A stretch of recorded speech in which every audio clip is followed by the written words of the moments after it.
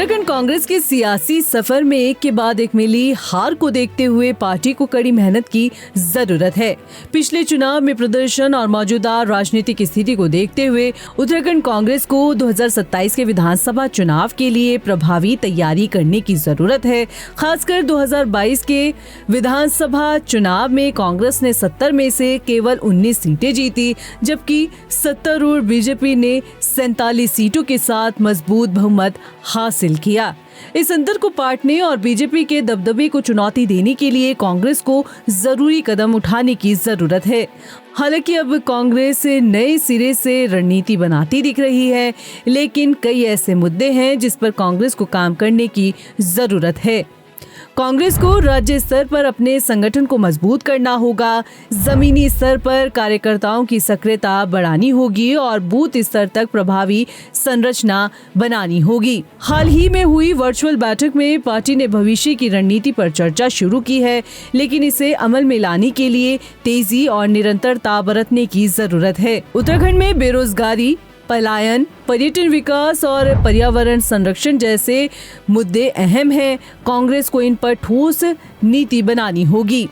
Party में आंतरिक कलह को खत्म करना जरूरी है। हरीश रावत जैसे वरिष्ठ नेताओं का अनुभव और युवा नेताओं की ऊर्जा को जोड़कर एक मजबूत चेहरा सामने लाना चाहिए। निकाय चुनाव में टिकट बंटवारे को लेकर कांग्रेस के भीतर घमासान देखने को मिला।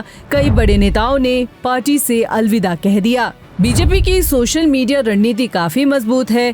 कांग्रेस को भी डिजिटल प्लेटफॉर्म पर सक्रियता बढ़ानी होगी, खासकर युवा मतदाताओं को फोकस करते हुए।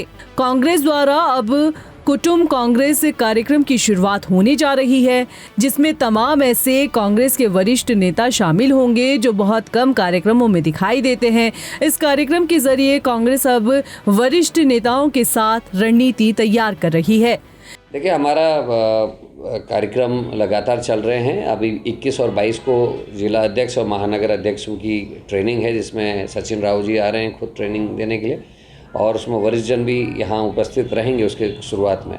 और 20 तारीख को एक यहाँ वरिष्ठ जनों की बैठक है पीसीसी में, और उसके बाद उसमें विधायकों के साथ भी चिंतन मंथन है।